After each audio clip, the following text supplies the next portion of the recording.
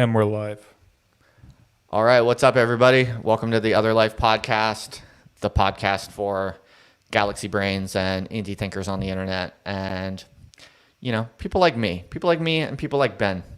People just honest, hardworking chaps trying to make it in this cold world. Thanks for coming out. As always, we have an excellent show planned for you today. We are carrying on with this recent experiment we're doing where we're kind of trying, you know, what would you call it, Ben? I think we're vaguely getting into the news category. This is kind of becoming a news show. We're not sure if we're going to stick with this format, but we're having fun with it. I've been asking Ben to, throughout the week, accumulate. We started with reaction videos, just weird, funny, interesting internet content that he would bring in and I would just react to. And that's been fun. We've had a bit of that. Now we're kind of, you know, this week Ben brought what are mostly kind of news stories.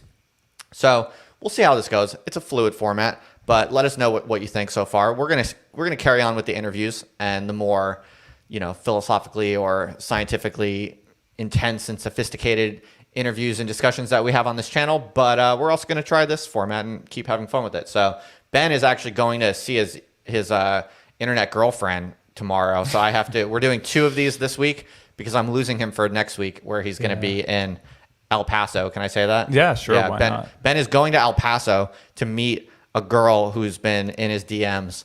And I wish him the best. I'm hoping it works out. I hope it's true love. I will withhold judgment until you're going to bring her back here, right? Yeah. So I'm going to meet her. Everything works out. So yeah, she seems cool. She seems nice.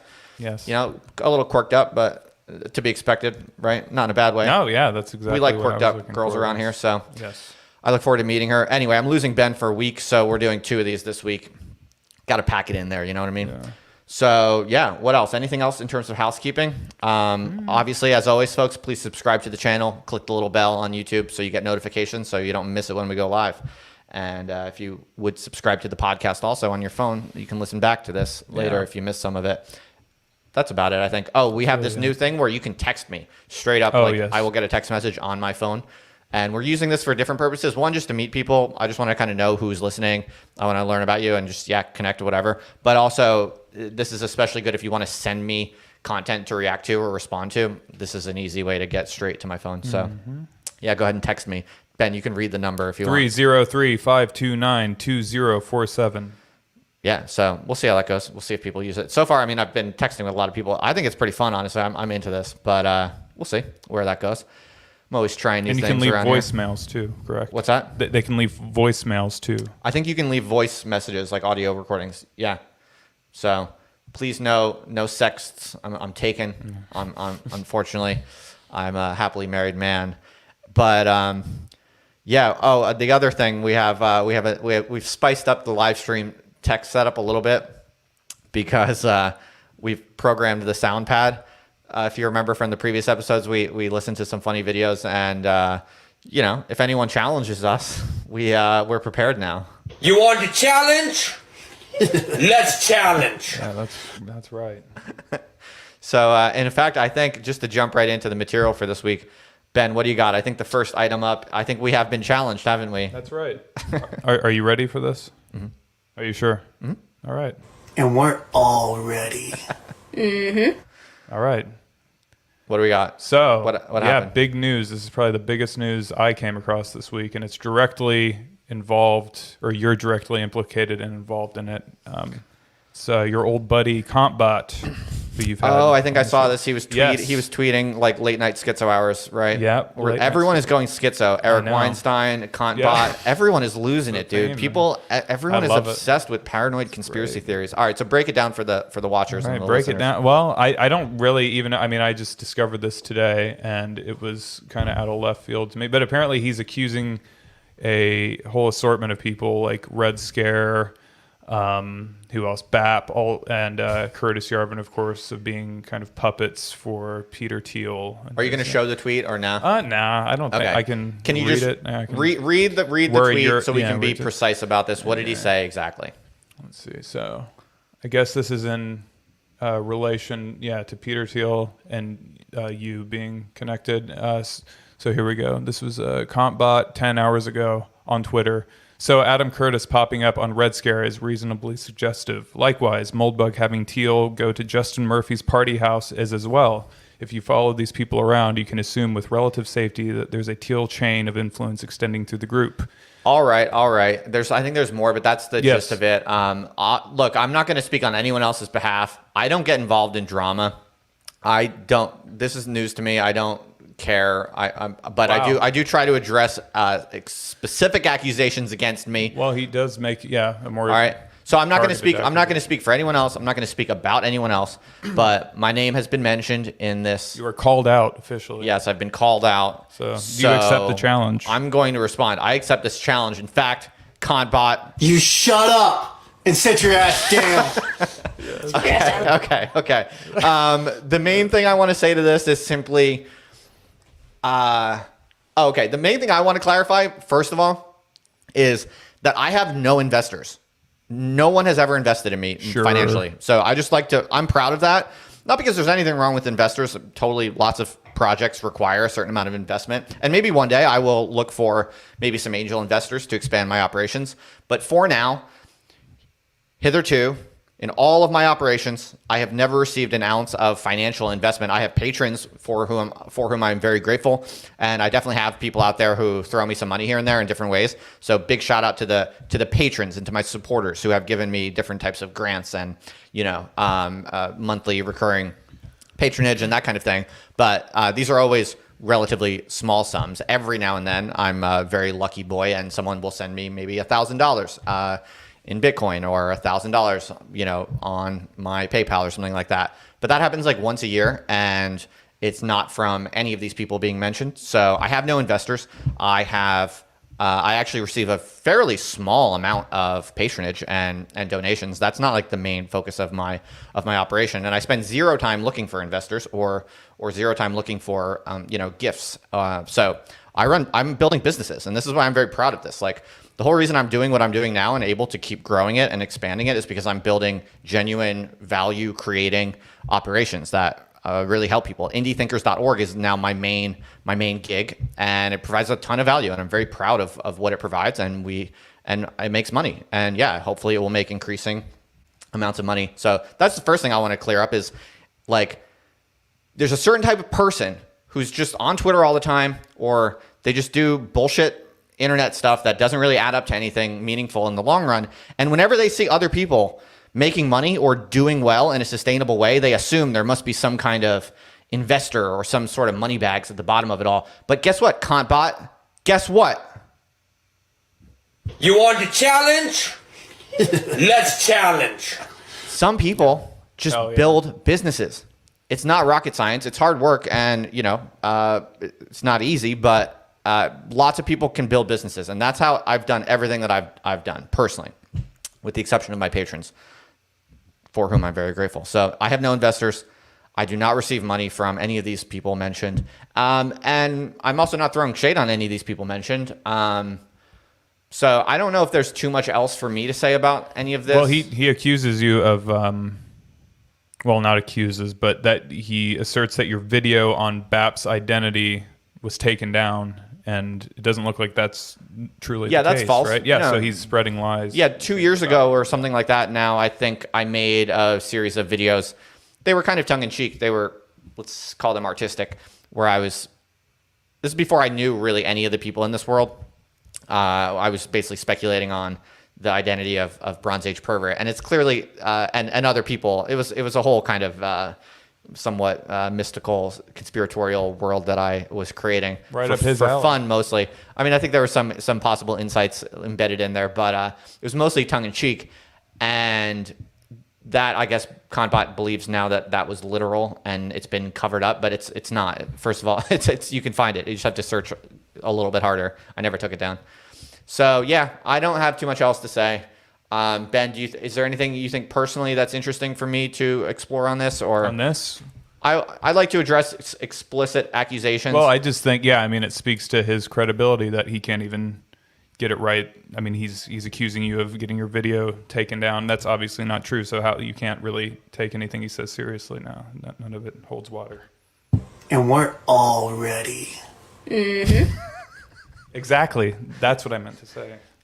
some All right. words, but yeah, I don't know. It just Kantbot, seems fishy. go to sleep, lift weights, eat healthy food, and get your act together. I know you're probably in a difficult place right now. I don't know where he's you're cool. at. I like him. I've never had any beef with you, Kantbot, but I think it's pretty clear that you're losing it a little bit. You're kind of going down the schizo path like Eric Weinstein.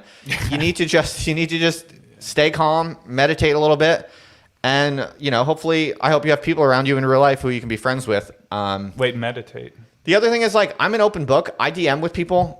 People can just ask me things if they want to. I mean, I don't talk about other people, but if you want to know anything about me personally, I'll just tell you. So no need for people to make things up about me or speculate about me. I have no investors. And frankly, I'm a lone wolf in general. Everything I do, my whole project. I mean, I have friends and collaborators, no doubt, and I stand on the shoulders of giants. So this is not like a delusions of grandeur, I'm the shit kind of thing, but just my general style with all of my operations. I like doing things where I don't need help I don't need formal help. I don't ask for permission. I don't ask for forgiveness. And I just create systems and operations that don't require anyone else to approve of it or to support it. And so, yeah, I'm not involved in any of these cabals. Yeah, I'm friends with some of these people. Totally. And I hope to maybe do other events with some of these people. But that's about it. Anything else, Ben, you think I should? I think we've exhausted that. Yeah. Kantbot, if you come at the king, you best not miss, bro. That was some weak sauce, man. Don't make up shit about me. Seriously. You shut up and sit your ass down. Sit your ass down. All right, what's next, Ben? Okay, next up, huge news, absolutely mind-blowing. A new trend has been set in the Twitterverse, or I guess all over social media, and it's going to reshape society as we know it. Wow. We have a new sexual orientation that just dropped. Wow. Literally in hours ago. Okay. Called super straight. Wow. It's a super straight sexual orientation. Super straight. Yes. All right. I will literally marry your ass. Yes. That actually sums it up exactly. So it looks like it originated as a TikTok. This straight white male. Well, I don't know if he's white, but he's a straight male, heterosexual male. Is sort of he was reacting to the I guess you could say the LGBTQ. Is that how you say it? Is that the order? LGBTQ, I think. LGBT. Yes. And so he was reacting against that. Them sort of having a monopolization of the generation of sexual orientations, and he's creating his own, which is super straight. And I guess that is exclusive. It's totally new. It's a new thing. Total exclusivity, sexual attraction to the opposite sex. Okay, that's called straight. Super. Isn't it? No, it's super straight. All right, Because so what's straight the- people can still be attracted to trans. Oh, apparently. I see. So And a straight person, a normal straight person, is supposed to be able to be attracted to a trans person. Yes. And if you're not attracted to a trans people, then you're now called super straight. This is the meme. Well, it's either. Well, I guess originally you were considered a transphobe if you were just normal straight. So I think this is trying to transcend that binary. Or Ben, what do you think? Are you attracted to trans women? No, No. sadly not. I wish I could be. Honestly, I think it would. Have you ever open up- tried? Yes. Really? Yes. Really? Yeah. How hard did you try? Oh man. Well, I've had some interesting interactions, which I probably shouldn't. I will literally. Yeah, I mean, it's funny because it actually is kind of like. All right, tell us the story. No, What's your I can't best do that. story? I can't do that. Okay. don't All right, think I'll tell you mine. I have never had sexual relations with a trans woman. Look, I'll say this. There are some trans women who pass really well, right? Traps, I think. You got to. There are some trans women who pass really well, especially on the internet, right? And I mean, I'm a married man, so I don't mess around with any women, even hot straight women. But Ben, I mean, what do you think? If they pass really well, it is kind of irrational to be against it, right? No, I agree. I think fundamentally, I don't think there's anything necessarily wrong with it because I mean intersex is a very real thing. And So gender is a spectrum. Here's something I can add as a social scientist. Perhaps people will find this interesting. This is actually an example of what you would call moral confounding. So Jonathan Haidt, who you might have heard of, great social scientist, social psychologist, he did a bunch of research. He made these papers that were about basically he would give people these hypothetical scenarios that technically nothing bad is happening, but they're just kind of they're designed to stoke our disgust sensitivity basically and see how people respond. Yes. All right. So. Is that the example of like incest where like the exactly. So an example would be like you ask someone. Here's a hypothetical example. Here's a situation. What do you think about it? There's a boy and a girl, a man and a woman. They're brothers and sisters. They choose to have consensual intercourse. They use a condom. They don't have STDs. There's absolutely no consequence to them choosing to engage in sexual pleasure with each other. Do you think that this is right or wrong? Or is this immoral or something like that? And guess what, folks? We as humans are hardwired to have certain moral taste buds, all right? And even if there's no rational problem with the situation, we have strong internal sensitivities to certain things. And if you're a heterosexual man, then even if you find someone, a trans woman who passes extremely well, and by all physical appearance, she just looks like a hot chick, it makes sense that many men, maybe not all men, but many men, will simply be unable to be straight men, just straight. Sexually attracted to a trans woman, no matter how much she looks like a cis woman. And I just don't see anything interesting or problematic about this. To me, this is obvious. I really don't see the problem. But I guess this young man has invented this super straight category to, I guess, indicate that you can't just be normal straight anymore. The normal straight now includes a predilection for trans people as well.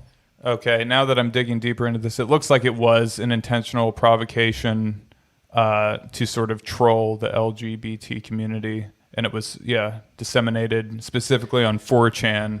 And so, it seems like he really succeeded. Yeah, shut up and sit your ass down. Sit your ass down. All right. Anything else on this? Not really. We're giving you the news, folks. You heard it here first. We're giving you the hot breaking news of the week. So that's about it. I'm not sure that I have too much else to add. Super straight, based, or cringe. I've never had sex with a trans woman. Would you? Well, I'm married, so no. What if? Oh, sorry. I mean, I don't. Yeah, that's probably too close to home. But what if she wanted to convert, or how do you say it, transition to it? Look, throughout my life, I've had many friends who are trans. Like I'm cool with trans people. Like I really have no beef with trans people. Could you accept your wife? I do think. Trans? I mean, there is a small number of people who have genuine gender dysphoria and gravitate towards a gender that they were not born with. I mean, that is a real phenomenon. And if that describes you, you're totally fine in my book. I have no problem with that. But I think it's perfectly normal and gender dysphoria and completely fine ethically for a man or a woman to be sexually turned off by a trans person of the putative opposite sex. Okay. Cool. What else we got? What's the next item? Okay, so do you want to just plow ahead to the news of the day, the main? You want to challenge? Yes. Let's challenge.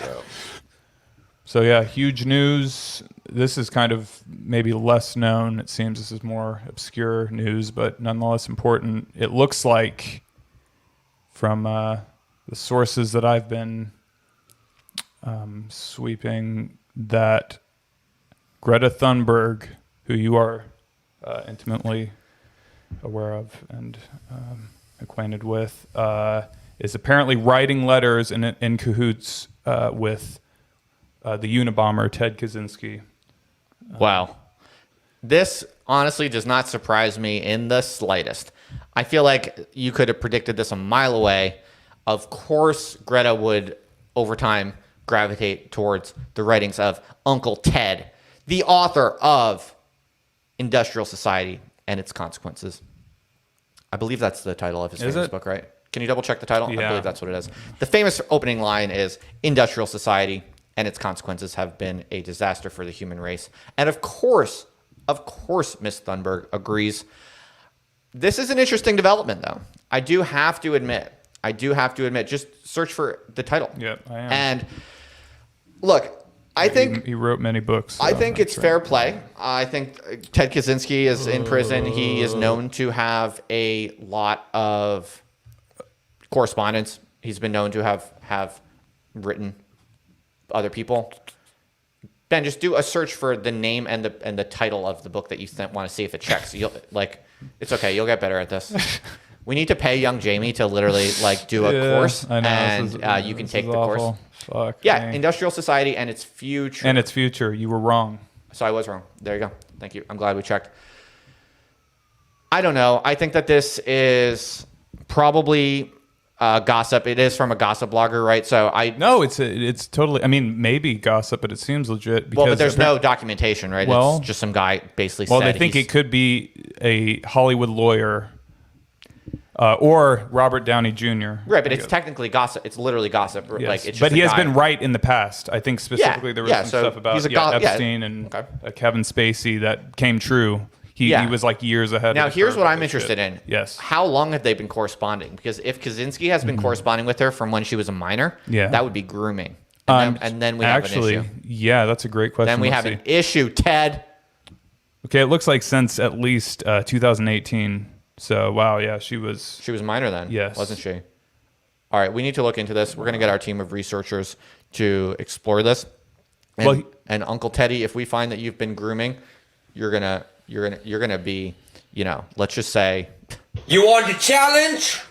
Let's challenge. What do you think about all this, Ben?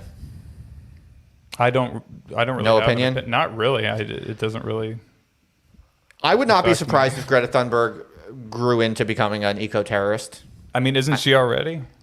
What's the surprise? Has she ever I done don't terrorism? see- No, don't slander anyone, Ben. I don't have a lawyer yet, dude. We don't we can't. Well, We we cannot gotta get we this cannot guy. fuck Apparently, around he's on in that. the know. He's. I would not be actions. surprised if Greta Thunberg grew in her maturity, became an eco terrorist. I wouldn't be surprised. I'm not saying she will. I'm not saying I know that she is. I'm not saying anything like that.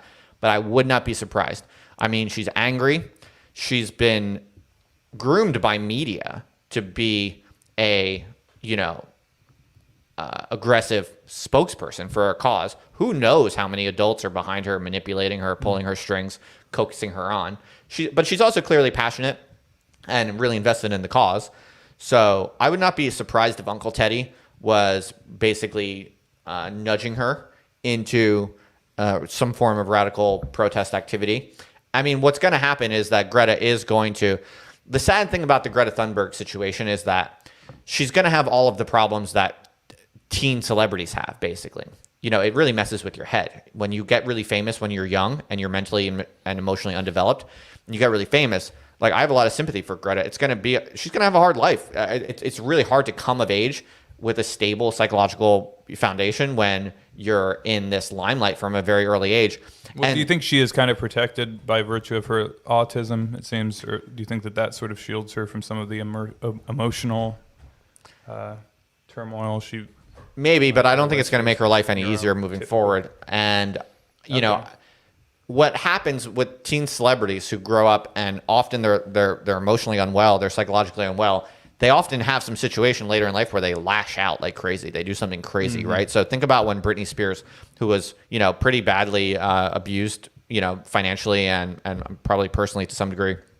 I don't know much about her case, but I know she had it rough growing up, being a teen star, and in ways that have had lingering effects. Look at what she did when she, in and out of rehab, shaved her head and was That was cool. That was freaking quirked out. up. It was pretty That quirked was- up and cool, actually. I love Yeah, that. Yeah, some of it, but look at her, right? I wonder what her NFT will be. Well, think about what Greta Thunberg's adult lashing out is going to look like. It's going to look like Ted. Yeah, well, Kaczynski. she's not as borderline. That's what I'm saying. She's very, I don't know, autistic.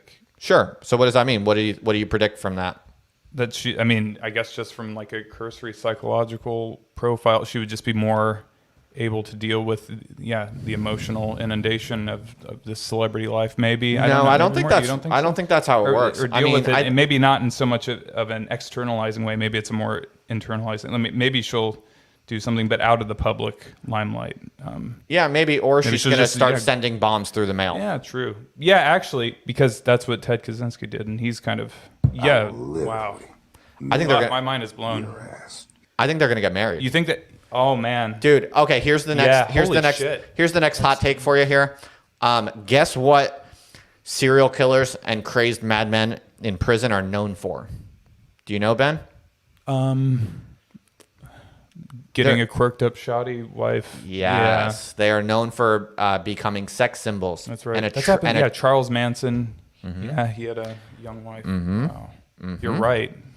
and so That's crazy. she's basically been groomed by him since she was 16. It sounds like, maybe allegedly. This is gossip. We don't know, but we're speculating. And I would not be surprised if he is whispering into her ear, Greta, industrial society and its consequences have been a disaster for the human race. And when you become of age, we're going to get married through prison and we're going to change the world. And this and that. This is what these crazed men say to young women, especially through the prison bars. Now, here's what I would want to know. Has she ever visited him? But like I said, this is just gossip, so we don't know. It's all allegedly. But Well, this let's does see. not surprise me. Basically, in a nutshell, my take on this is it does not surprise me. And frankly, I pray for Greta. I think she's going to have a hard life. It's really hard being a teenage star. She is autistic, and she's probably being manipulated by a lot of adults. Yeah, where So- are her parents? Do you think, are they behind this? Or I don't know. I don't know. seems pretty- I don't know enough details, so I don't want to speak out of turn. But this is a little alarming and yet also unsurprising. So, yeah, Greta, I wish you nothing but the best. Uncle Teddy, you know, I'm surprised he's still I'm alive. kind of. How old is he? I don't have too strong of feelings towards Ted Kaczynski either way. Obviously, I think killing people is bad. I think terrorism is bad. But he was, to be fair, his book is kind of underrated intellectually, honestly. I mean, he was very smart. He was a kind of... I'm hesitant to use this word, Wow, but he's like 80. let's put it this way. He did have a certain kind of genius to him. I do not endorse the life choices Wasn't he made. he was like psychologically manipulated, right? In some weird experiment when he was young, and that's what they, I mean, all these like movies made of him. That's that right. That highlight is that is that what those corrupted him. recent documentaries suggest, is that he was messed in the head a little bit by the government. Wasn't he like MK Ultra or something? Yes, I forget and he was the MK details. Ultra. I might be confusing him with Charles Manson. No, that's exactly right. In any event, the book is actually pretty good. The book, Industrial Society and Its Future, it you have to give it some credit. He actually diagnoses political correctness way before it blew up in this recent wave. To be fair, this is in part because in the early 90s, if you young whippersnappers out there listening don't know this, I mean, some of you watching this or listening to this might be young. In the early 1990s, there was a big wave of political correctness. It was kind of the first early wave. We're now living through a second bigger wave of the moral panic that we call political correctness. But in the early 90s, you saw the same thing, and it was a kind of dress rehearsal. All right, yeah. There were this is people like Dinesh D'Souza was involved, and college professors again were involved, and it was like basically for all the big names in the kind of culture wars today, you can find equivalents in the early 1990s. It's like people like Really? Gloria Steinem and Dinesh D'Souza instead of, Jonathan Haidt and Jordan Peterson. Sarah Zhang or whatever. It's like, yeah, the early 1990s was a total dress rehearsal for the political correctness problem we're living through right now. And Ted Kaczynski did actually have a very impressive diagnosis of political ideologies. He was critical of the conservatives and also of the lefties. And that book is honestly worth reading. Again, I'm not endorsing Ted Kaczynski. Obviously, made some bad choices in life that I do not condone. I'm not a supporter of violence, but Oh shit. he did make some really impressive analytical points, and he does tell this kind of larger story about the role of industrialism, and even diagnoses the political ideological problems of in a way, the contemporary period, way before, people like Jonathan Haidt and myself and other people who are analyzing it in the current wave. What do you got, Ben? I have a quote kind of directly related to this from Ted Kaczynski, Okay.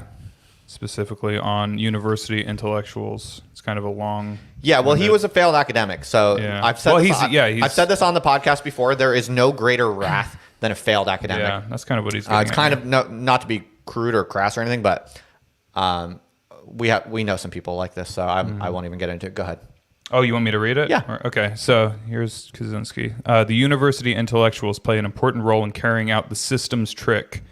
Though they like to fancy themselves independent thinkers, the intellectuals are the most over-socialized, the most conformist, the tamest, and most domesticated, the most pampered, dependent, and spineless group today. As a result, their impulse to rebel is particularly strong. But because they are incapable of independent thought, real rebellion is impossible for them. Consequently, they are suckers for the system's trick, which allows them to irritate people and enjoy the illusion of rebelling without ever having to challenge the system's basic values. You shut up and sit your ass down. Sit your ass down. Boom. I mean, mic drop, dude. Mic drop. Like I said, good, right? he's a smart dude. But yeah, he was basically kind of a failed academic and was very, very butthurt about it. So, yeah, I'm glad that Kaczynski and Greta can give each other some consolation. They both have a tough situation that they're in Yeah. one way or another. I mean, how long could they even spend together? Like, how much time? He's 80 years old. Do you think they have? Yeah, I don't know. Is he a lifer? Is he in there for the rest of his life? Pretty sure. Yeah. All right, let's go on to the next item. Do we have an next? Oh, I think so. yeah. And we're all Are ready. you ready for this? Ready? Alpha TikTok. Yeah. Let's see. Oh yeah, other big news, huge. All right, hit me. Milo Yiannopoulos, the once gay conservative edgelord, is now straight. He's been through, I don't think he's yet been through the conversion therapy, but I think he's expressing his desire to do that. But apparently he is an ex-gay now, has chosen to demote his husband to housemate. And this seems, I don't know, this kind of stinks of some just publicity. Wow, I feel stunt. bad for the boyfriend who's demoted to Yeah, that housemate. sucks. That's like, I mean, what does that that- even? I mean, you can still fuck your housemate. right? that's an even worse form of friend zoning. Yeah, Well, that's okay, pretty so brutal. Milo is straight now. Is he super straight? That's a great question. I bet he would fuck trans women. Yes. So if he's only slightly straight, if he's not super straight, then fair play to him. Look, I guess the interesting question here we can discuss is this legit? Is this just a publicity stunt? He says that he went through conversion therapy. Let's see. Given my new spiritual preoccupations over the next decade, I would like to help rehabilitate what the media calls conversion therapy. Okay, so so- he's promoting it again Yeah, because it's been a kind of defunct. It sounds like he's going pseudoscientific- Christian too, right? Yes. Yes, There was so- something about him. Okay, so Milo's gone Christian. He's giving up his sinful ways of male sodomy, Christian. and he, through finding God, is now friend I zoning support his that, yeah. his male boyfriend, and is now straight. Probably not super straight, but at least straight. Okay, I have no problem with gay people. I have no problem with straight people. Yeah, same. It's What about totally super up to straight? Milo. In some ways, I'm not a good YouTube commentator or podcaster because I frankly don't have strong opinions about people's lifestyles. I don't. Same. It's all good. It's all good to me. I guess what I would say is that Hey, is this a psyop? it could be a life cycle thing where when he was younger, this was a side of him that he liked to explore. And now that he's getting older, he wants something more traditional. That's conceivable. Of course, with Milo, you never really know. Maybe it's all just publicity stunts all the way down. Maybe he was never Performance art. Maybe he was never even gay in the first place. Maybe that was the psyop, and now he's just reverting to his normalcy. I don't know. What do you think about this, Ben? It just seems a little, clout chasey. I will literally marry your ass. I mean, it doesn't seem bad. I'm not judging it. It just seems, I don't know. I, for one- he kind of he got I, for one- irrelevant, and now he's trying to. I would like to welcome Milo to the One Holy Apostolic Church, the really? Church of Jesus Christ. Sure. Why Oh, not? the Orthodox Church? Oh, nice. Yeah. That's usually Ready? what Catholics say about themselves. That's usually but what Orthodox say too. Yeah. Yeah, you're right. Ben is Orthodox. I shouldn't throw shade. I don't need to throw Well, shade. I'm a catechumen. I'm not. Ben is Proper Orthodox. aspiring to be Yes. a member of the Orthodox Church. So look, cousins. We're I'm Roman close. Catholic. I'm Roman Catholic, but I'm not throwing any shade. I understand there are different ways to think about that. So we No, don't for know. sure. I think All it's right. good. Well, I think it's a good. you know, thing. I don't know. God bless Maybe he should connect with Kantbot. Maybe. Oh, yeah, Maybe absolutely. Maybe Milo's trying to make a comeback. Kantbot is probably in need of some friends. So maybe this is a new opportunity for the both of them. Maybe they could even connect with Greta Thunberg and Ted Kaczynski. Now that's a house party if I've ever heard of one. Actually, I We would should go. invite them to do a based event with all these characters. They could be the headliners. I would hang out with all of them. Yeah. Why not? I bet Milo. How do you think Greta would take your nuclear tweet about her if you met her in real life, or you just wouldn't bring that up? Oh, I don't know. I don't think she would care. She probably this poor wouldn't care. girl. Yeah, This poor she girl is talked about every. I mean, she's a mega star. You know, like she has to deal with huge volumes of people saying all kinds of stuff about her. So, yeah, I don't know. All right, it's a good story. Yeah, pretty cool. Milo, I welcome you. I welcome you to the straight world. You should do Trap for God. Yeah, maybe we'll get Milo on the pod. We'll see. I frankly always thought Milo was hilarious. I'm kind of a Milo stan, just for what it's worth. I just think he's super funny and energetic dude. Mm-hmm. Like, I remember back in the day, I listened to him on Joe Rogan, like back before Joe Rogan was, super big. He was big at the time, but significantly less so. Like, I remember put it this way, I remember listening to Milo on Joe Rogan back when I would not tell many of my friends that I was listening to this stuff. Now it's like all through the roof. The whole thing has been blown up. But that was a long time ago, and I just remember thinking he was fucking hilarious, honestly. So I would like to see him come back into the fold. Yeah. I don't know what he really stands for or what he's all about, but he's a provocateur. He's funny, high energy dude, Mm-hmm. and maybe he'll get married and have kids. Nice. All right, what's next? Well, we kind of had. I mean, those were like the main things. Okay. I mean, the backup story, I guess, would be that the sportsman, the athlete, Meyers Leonard, he said a anti-Semitic remark on a Twitch stream. I don't know who this person is. I'm not familiar, but it was kind of hot news for a bit. I think he used the K word. Yeah, we don't even know what he said. Yeah. Let's skip this one. Okay. Seems like fake news. Yeah, it he seems pretty maybe fake. said He the maybe K said it. word, Yeah. the slur No one for really Jews. knows. I mean, I think it's uncertain because there's no video evidence. I that couldn't dude find it, so. looks like an alpha male. Yeah, he though. does. He's like a kind of like quintessential alpha male. I Okay, wish I could whatever. share Yeah, this let's skip with it. the audience, but we don't have time. I for don't that. care. Okay. I don't care about NBA players saying like not even interesting words. If you're gonna say a slur, I want it to be like funny and interesting way to put it. But I think he's just accused of calling someone a K word. Yeah. KBK bitch. I mean, not good. Don't condone it. Be nice to everybody, people. But nothing really to comment on there. And then, All right. well, we didn't go. I guess this isn't too interesting, but I thought it was funny, ironic. De Blasio's wife, who was a supporter of defunding the police, has now sort of backtracked and is wanting more police intervention in New York. But is that even interesting? No, Ben, I don't think you read that article. No, that's I not, didn't? that's not what they're saying. What is it? Yeah, I didn't. I just shut that. Ben, my friend, it's okay. I know what's going on. You can't stop thinking about your e-girl that you're going to see tomorrow. So And I haven't eaten for 3 days. you're not fully. Why haven't you eaten in 3 I'm days? fasting. Oh, you're fasting. Yes. Oh, okay. For Lent? Nope. Oh, yeah. Do Orthodox do Lent? Yes, but that's in a week, I think. Okay. Yeah, I've just been doing it for health reasons. Oh, you want to look good for the girl? That and I want to preserve my youth, do autophagy, Hell yeah. eat myself. Good for you. All right, that's cool. But that explains why you're not fully. You're Yes. the one who suggested this article, and I did. know more. And I know more about it than you. Let's- Okay, let's hear it. here's the story. Let's hear it. And we're all ready.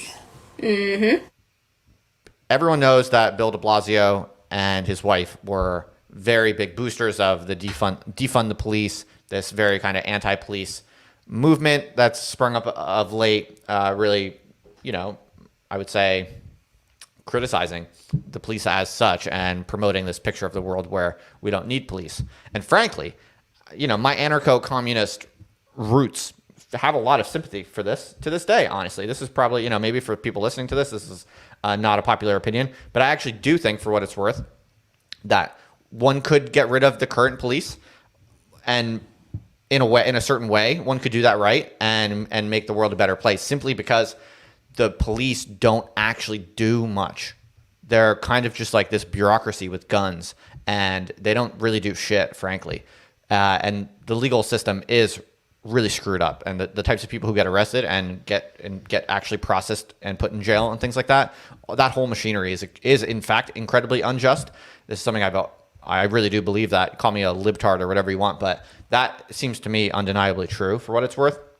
And I do think that the police are kind of just bureaucrats with guns, and it's a sclerotic, unjust, useless, slow-moving, ineffective bureaucracy. And I'm generally against most bureaucracies and want to overthrow most traditional sclerotic institutions. So yeah, I'm kind of frankly in favor of significantly overhauling. Maybe one might even say overthrowing. Perhaps one even might say defunding the police. I'm partially kind of down with this. Nice. Of course, I also think that bad people should be dealt with, swift justice. Are you for the death penalty for execution?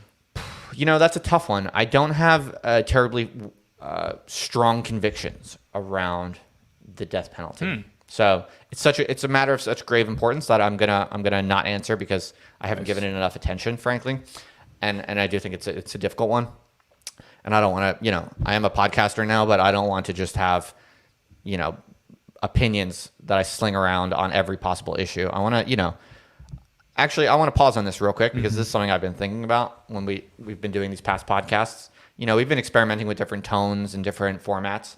And honestly, some of the past few episodes, there have been parts that I didn't really love about myself. Like I don't want this podcast to become all in on the bad norms of the internet. I want to do a little bit of the various things that you do to make growth happen faster and to get attention and play that game a little bit. But I want to exercise more discretion and have more patience and more of a fine-tuned judgment about what types of things I want to talk about, what types of things I don't want to talk about, and really putting care and thought into only saying things that I really think and that I believe or that are considered. Of course, jokes and messing around is always going to be fair play, but there were some things I said in the past few episodes where nothing I particularly regret or need to take back or walk back or anything like that, but specifically kind of around just, you get into a groove when you're doing a podcast or a live stream where you get kind of amped up on yourself and you want to have an opinion to every possible thing that's thrown at you,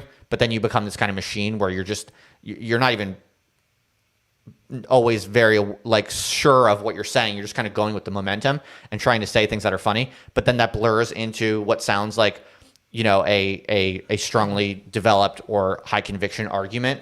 And this is what I don't like. I want, when people are watching me or listening to me, I want them to know for sure, okay, that's clearly a joke and it's funny, or, oh, Justin has thought about this and that makes sense, and that's Justin's viewpoint or opinion. I don't like when those blur, just because I'm kind of in a state of momentum and want to, get excited and make funny or interesting, entertaining content. Ben, you said that there were things that we talked about that you didn't like also. Tell me. Oh, no, nothing specific. I just don't like anything that I've done on this podcast. Oh, but that's just because you're self-conscious, or? Yes. Okay, nothing. Do you feel like we've said anything in the past few episodes that has been unethical or beneath us in terms of, Oh, no. Okay, just checking. Cool. Totally. Basically, I'm kind of, if it's not obvious, I'm kind of referring to, I feel like maybe I digged in a little bit too hard on Eric Weinstein. I felt in retrospect, I felt like I was a little bit. But I'm still learning how to be how to make content in this kind of fast-paced way that's actually entertaining instead of the content I've been making for the past several years, which it just doesn't grow, right? So what were we talking about again? We got a $5 super chat. All right, what do we got? What is it? Super user. Thanks. But what was I talking about though? I was talking about de Blasio and his wife. I'll return to that, but go for the super chat. They say they appreciate your integrity, Justin. very sweet, very nice. Well, thank you. I appreciate that. I appreciate I the will money. literally marry your ass. So what happened with Bill de Blasio and his wife is that they were big boosters of this defund the police meme. And now they're out in the news basically telling people to police each other. Oh, Yeah. fuck. So they're saying if you see someone doing something harmful in the street, you should intervene and basically cool. do like citizens arrests and I'm shit all like for that. Yeah, why not? Yeah, I mean, I don't think that's as crazy as it sounds. You know, That's what we evolved to do, essentially. yeah, I mean, I actually Back to the roots. if you did want to defund the police, what you would want is strong local community support networks that are basically kind of like vigilantism. Yeah. So this is an interesting take for people to think about. There is one way of interpreting the defund the police movement, which I was articulating before, which is that this is actually a broken bureaucracy. It actually really is. It's a combination of unjust and pushes people through a criminal justice system that is just absolutely brutal and ridiculous and often unfair and unjust. But it's also just a bad government bureaucracy that spends a ton of money. The police union is very strong. It's basically like a cartel, like a labor union that secures a lot of money and power to a bunch of bureaucrats, basically, and gives them a lot of unchecked power. So there's a good, rational, intelligent case to be made that actually the police departments, as we know them, have to go, and that the whole system is corrupt and ineffective because it doesn't actually stop crime. They don't really do anything particularly interesting or effective. You know, like our big cities in America have huge pockets where there's unrestrained gang warfare, like in Chicago, where police can't even go. So the police aren't even effective at what they're supposed to be doing. Anyway, a lot of you know that already. But if you wanted to defund the police, the kind of reactionary implication that a lot of leftists saying defund the police probably have not thought through is that you're going to then have to need very strong local level, kind of organic, spontaneous legal enforcement mechanisms or law enforcement, law and order, let's call it. And what that basically is going to boil down to is like vigilantism, like the people who, in Texas who ride their fucking horses across, around the Mexican border to make sure people aren't sneaking in. Like the lefties who say defund the police don't like the vigilantes in Arizona and Texas who are patrolling the borders, trying to stop illegal immigration. But the vigilantes who are patrolling the southern border of the United States, that's exactly that's essentially quote unquote community policing. That's what you're going to get if you want to defund the police. And frankly, I'm for it. I think I'm for that. I say defund the police, but then let's have vigilante groups that are powerful and effective and strong. So like if let's say Austin, Texas had no police, the able-bodied and responsible men in the neighborhood would have to have like a council where they would meet on some kind of regular basis. We'd have to Neighborhood watch. We'd have to accumulate weapons and neighborhood watch, whatever. So another guns. Another touch point there is like, Trayvon Martin, right, was basically killed in a kind of community policing type of situation, right? Yeah. So the people who are saying defund the police, I think don't fully realize that if they get what they ask for, it's going to be more Trayvon situations. Mm-hmm. It's going to be more vigilante situations.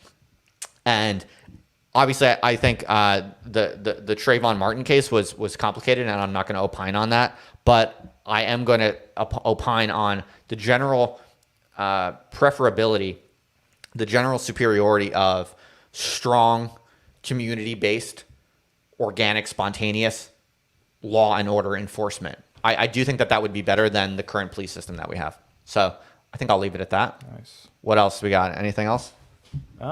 We have a clip that we could share. All right. It's kind of not relevant to anything other than just being entertaining and cool. And you talk about wanting to be intellectually edifying and all that and more. What is the clip? Let's see. All right, well, Ben's getting that. Folks, if you're listening to the YouTube channel for the first time, go ahead and subscribe to the channel. Click the little bell so you get notifications whenever I go live next. We're doing this a lot more. So you can also get the Other Life podcast on your phone, wherever you get your podcasts. I would appreciate it. Oh, wait, I should be sharing that banner, but I'm doing too many things. You know what? Let's just wrap this up. All right. This is a good hour, good solid hour. Well, I mean, this would be a good clip to end on, I think. Yeah. You don't think so? Well, yeah, sure. Do it. Okay.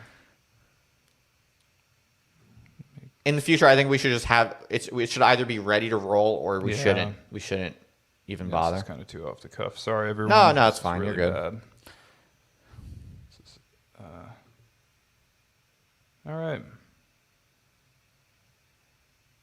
So here we go. Justin, please react to this. Okay. I would go down basketball courts in Dallas. Yeah. And when I was like 12, 13, I was banging some of that black pussy. Because it's all pink in the middle. But I would go down Well, how long is it? That's it. It's 9 Okay. seconds. All right. was Well, that shows that Alex Jones is not racist, right? Exactly. I mean, that was a little crass how he put it, but he didn't say anything particularly bad. He just said that he's had sex with black women before. You know, I think I feel like that's a gesture. That's an anti-racist gesture. A lot of people call Alex Jones racist. I think this certainly indicates that he's not. I mean, look, genuine racist white people actually would not have sex with black people. So that's actually a pretty compelling testimony to his anti-racist bona fides, I would say. But what about that other guy? Is that Andrew Scholes? In the clip? Yeah, I don't know. I think that's whose show this is. I don't Go to know. him for a second. Him? Yeah, what is he wearing? I'm not sure. I'm a fan of this guy. I don't want to talk too much shit. I don't know him or anything, and I'm not throwing shade. But he's wearing a kind of floral print white shirt that's totally open, so you can see his chest.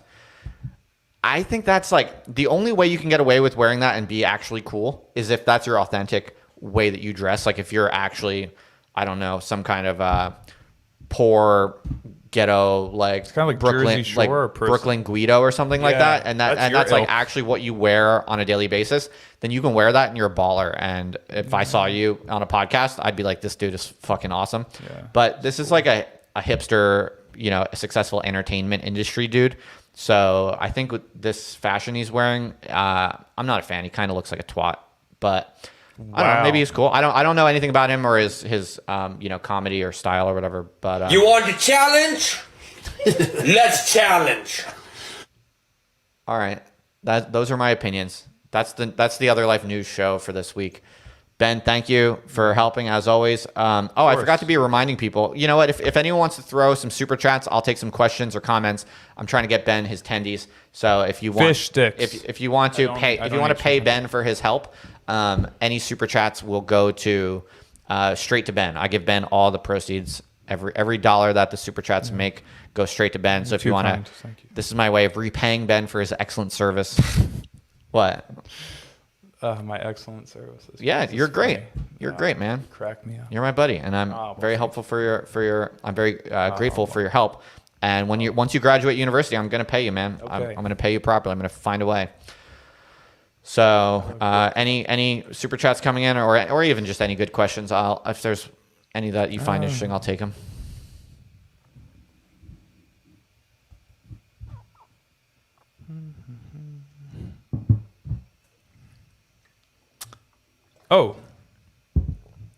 Oh, sorry. Yes, another All right, what do super we chat got? from Super User. $5. Thanks. Ben, my name is pronounced Super User. Sorry about that. Won't happen again.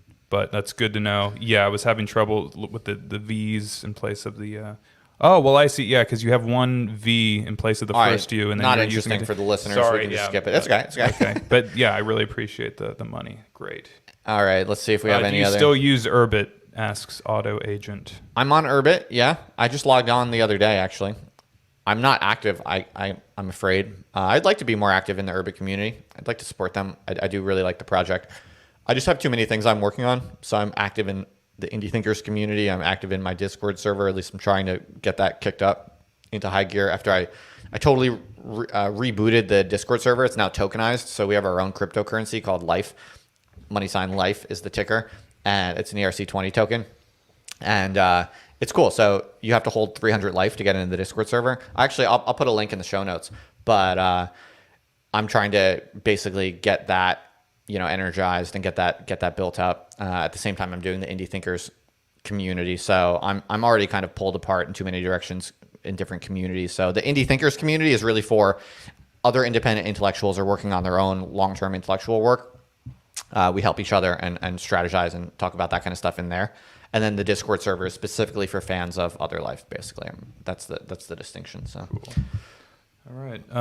We have another question, but All it's right. not a money one. dude, are you sweating? I'm sweating. It's fucking hot. I'm in always Texas sweating. now. Really? I have an issue with This that. is the first time I've sweated in a live stream. And Really? It's because it's getting hot now. Or today's just a hot day. Yeah. You are pretty hot. It's true. Ben. Yeah, sorry. Naughty. No homo. I will literally marry your ass. All right. Anything else? Yeah, we have. Okay, sorry. There's a question. It's not a money question, but it's from Jan. I don't know how to pronounce that. Again, Moldbug is writing again. Nick Land is writing again. What am I supposed to take from this development? People are writing. What do you mean? Writers write. That's what Virginia Woolf says. Writers write. I don't think it means anything. What are they? Do you know what is the implication? Are they super straight? Apparently, I'm not, according to Super User. They're calling you That's gay? all right. That's all right. I mean, maybe not gay, maybe just normal straight. I guess it's not wrong. I mean, I have. All right, I think this one's a wrap. Oh, no, we have okay, one more another money super question. chat. What do we got? Hans Olsen, $5. Thanks. Any tips on reading Bataille? Get your girl something nice, Ben. Oh, thank you. There you I go. will. Thank you for that advice. I really appreciate Yeah, everybody wish Ben good luck. Oh, that's for great. when Yeah, he- when that's he- what I'll use this money He's for. going to El Paso tomorrow to see a girl he met on the internet. I'm hoping this is true love and it all works out and it's not a big, crazy, romantic conflagration of drama and chaos. That sounds And beautiful.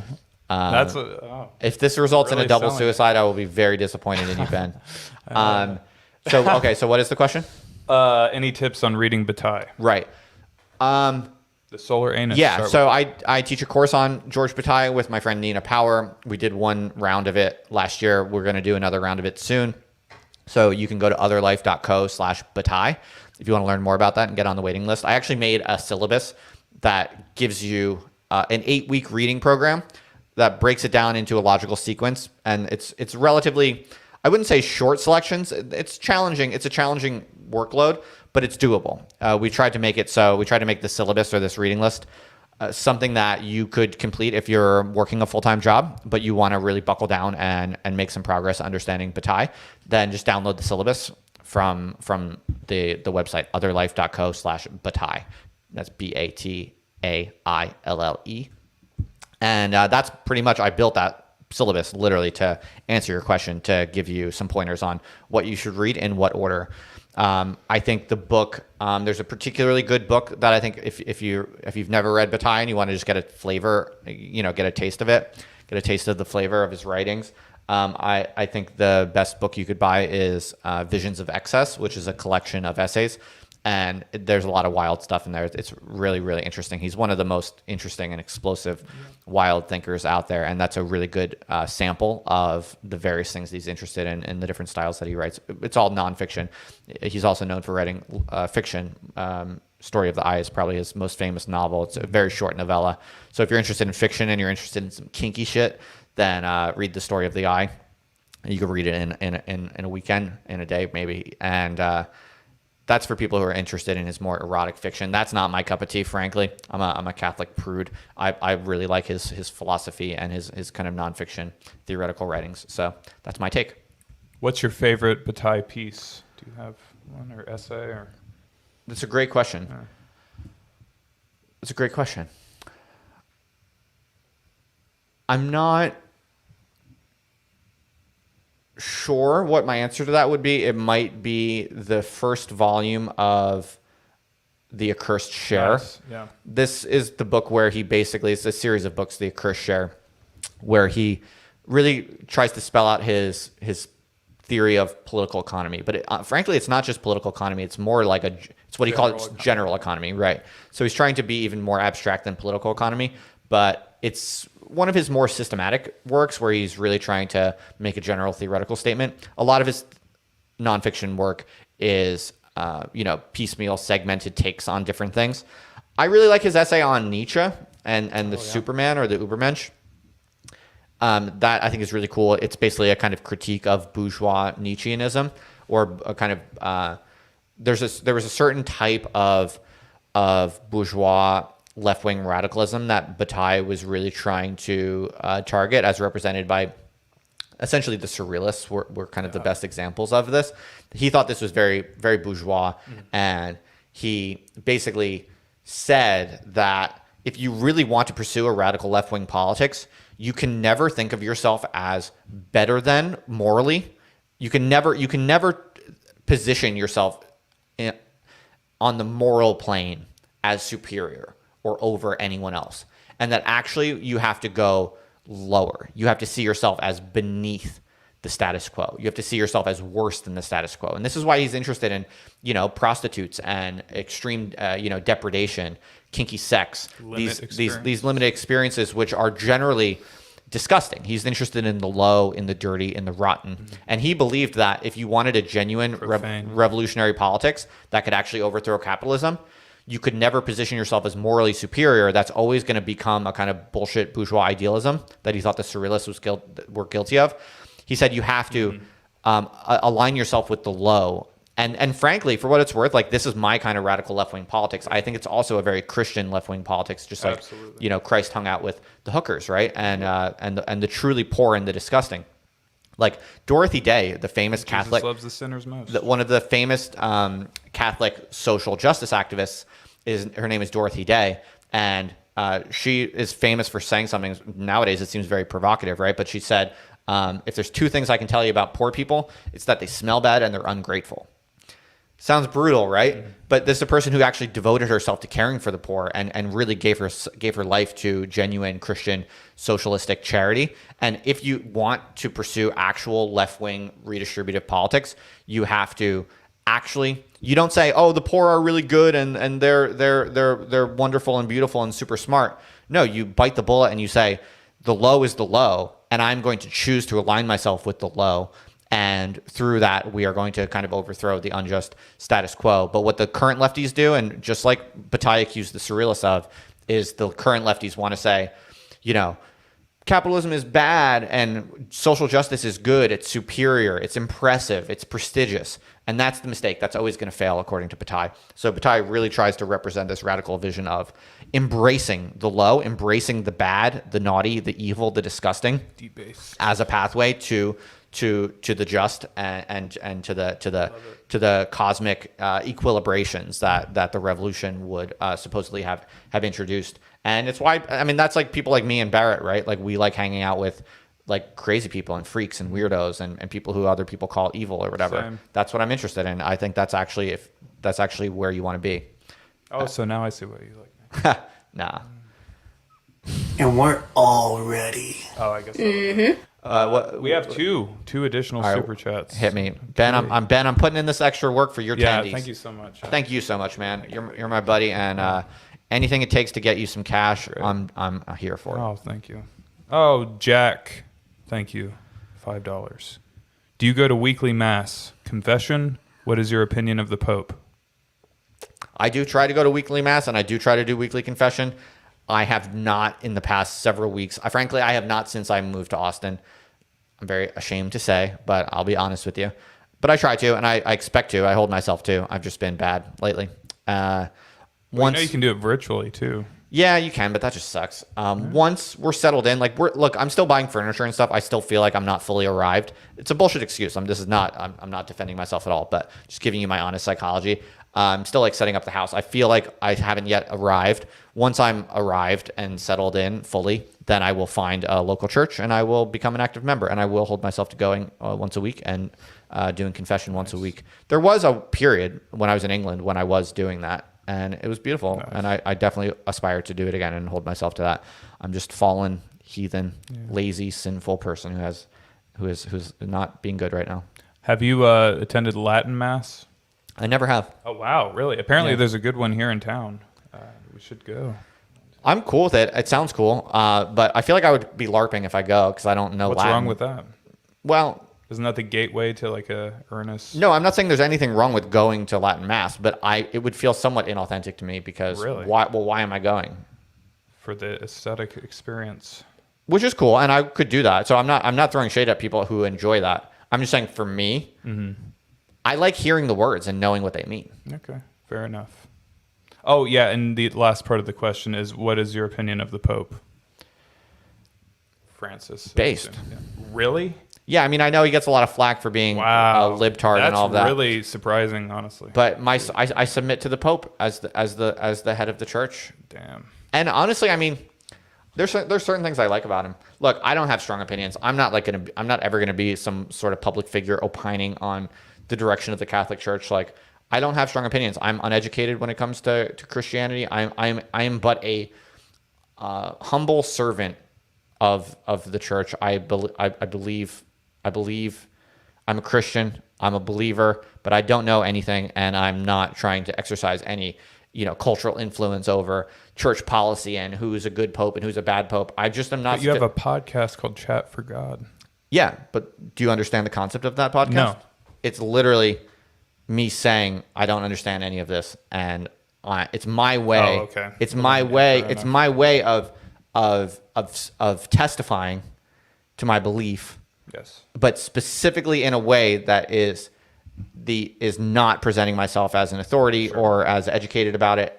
It's literally just thinking things through in my own weird, unique way. Beautiful. I do not pretend to be any kind of authority. So That's what I love. people should not, you can ask me my opinion if you want, but look, Well, that's what he was doing. look It's here. personal I mean, I do have a larger take on this, which I'll share with you, which is that the rational impulse to have developed ideas and be impressive on the public stage and convince people of interesting things and show people how smart you are, that at the end of the day is a kind of degenerate impulse. It's a sinful impulse. Yes. This is why I'm very interested in Rousseau. I think Rousseau is one of the most underrated modern philosophers, because he saw all of this a mile away. He diagnosed all of this in his first discourse. This whole thing I'm doing, where I get a PhD, I have interesting takes, I've written, cool essays that diagnose things impressively. And this whole game is a kind of degenerate, sinful, power hungry, narcissistic, morally dubious game, frankly. And if what you really care about is the truth of what is required of a good person, if you're really interested in that larger holistic imperative of how to be a truly good person, then you have to be honest about this quandary that we're in as rational enlightenment subjects. That sinfulness and narcissism and kind of mental grandiosity and self-centeredness and selfishness is at the core of the public intellectual life as we know it in a certain way. Now, obviously, I believe it's worth doing. I believe, if I don't think it's that simple. I think this is the world we find ourselves in, and so you have to play in this arena if you want to be an active, participant in society. So be that as it may, all I'm saying is you do have to grapple with this underlying fact or reality. And so if what you really care, so honestly, what I believe is you need to separate, you put on one side the ideas you believe in when it comes to the rational plane of civil society and what you want to try to figure out through philosophy or science and expressing yourself in the public domain. That's fine. That's part of what modern life involves for intellectuals. But if what you also really care about is the holistic truth of what it means to be human and what a good life involves or demands, you also have to be honest with yourself, and you need to say in the public sphere to some degree that there are parts of life that are a mystery. And if you want to be a good person, you have to tend to those mysteries in an honest and private way, perhaps. And sure, you can try to report to the world what you're observing and what you're feeling and what seems to make sense. But if you take the part of life where it's about a quiet submission to the good, and Christianity is all about a quiet submission to the good. Christianity is also about a certain kind of public activity in the world, for sure. That's kind of what distinguishes it from something like Buddhism, no doubt. But at the end of the day, you try to be a good person even when no one's looking. And to me, that's really what religion and Christianity is all about. It's that part of life where no one is looking, but you still care about being a good person. Well, why do you care about being a good person when no one's looking? That's a mystery. If you actually do really care about being a good person, even when there's no one looking, that's where things get religious and that's where things get mysterious. And if you believe that is real and you believe you have to be a good person even when no one's looking, you're wrapped up in this whole weird world of mysteries. And then if what you try to do is you go into public and you present yourself as a Catholic, and I have all of these enlightened viewpoints about what's good and bad in the world and what's ethical and what's not ethical, you can be that can become very sinful very rapidly, because what you're doing is you're kind of taking that private ethical obligation and then you're converting it into public cultural capital for your own clout. That can be a problem. And I'm certainly not judging anyone, because like I said, we're all kind of embedded in this contradictory push and pull of participating in the public sphere.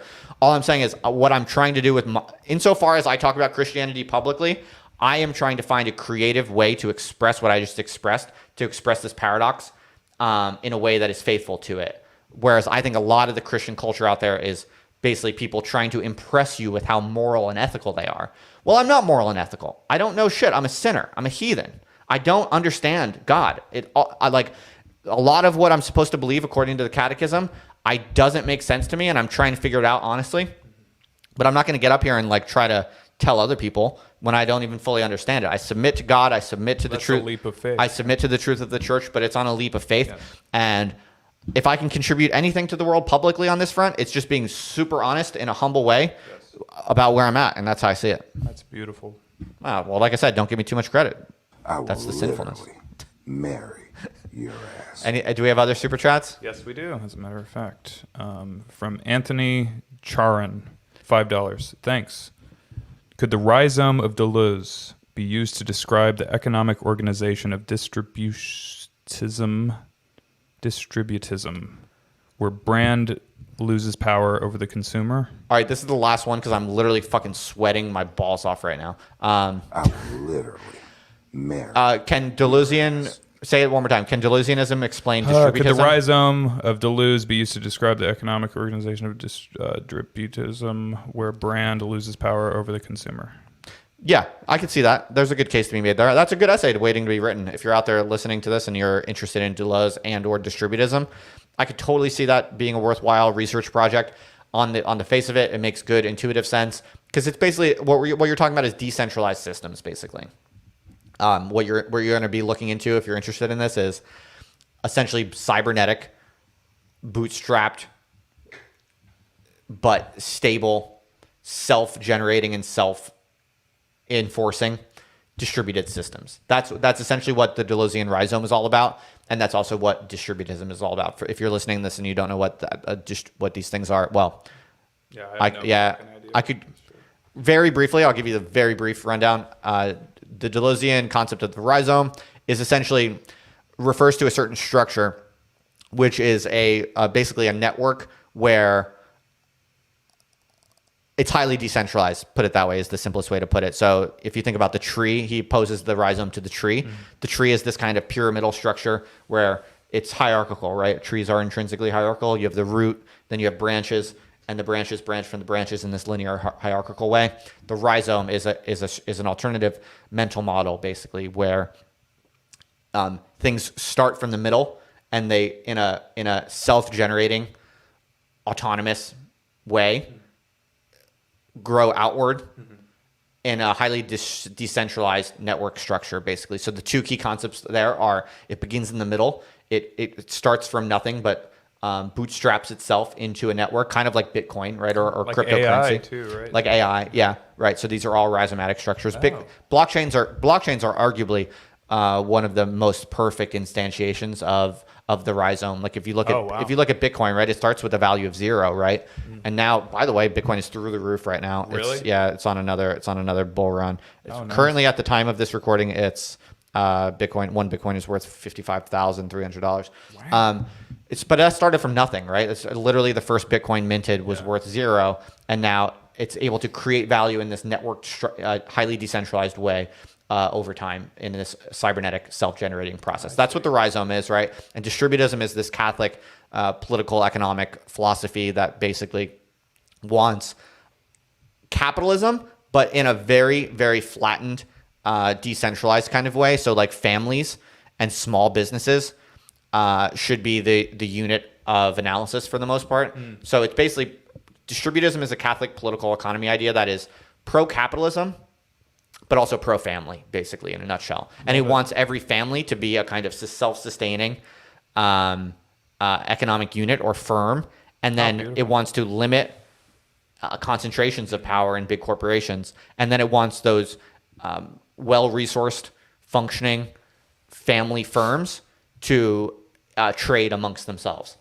So, in other words, distributism refers to a kind of rhizome of local family-based producers, buyers, and sellers, and that's kind of the distributist model of the economic network. So you could argue that if you wanted to build a distributist system, you should basically get a bunch of other families, organize them into their own polity, and basically do it in the same way that cryptocurrencies work, like basically bootstrap your own economy of family firms and redistribute income across them in an autonomous, voluntaristic kind of way. And you could bootstrap that polity just like you could bootstrap, Bitcoin. That's how I think about it. Cool. I'm done. I'm sweating. Thank you everyone for listening, folks. Ben, thank you for your help as always. And subscribe to the channel. Click the little bell so you get notifications. And we'll be back on here soon. Other Life Podcast, baby. We're out of here. Right. Thanks, everyone. And we're all ready. Mm-hmm.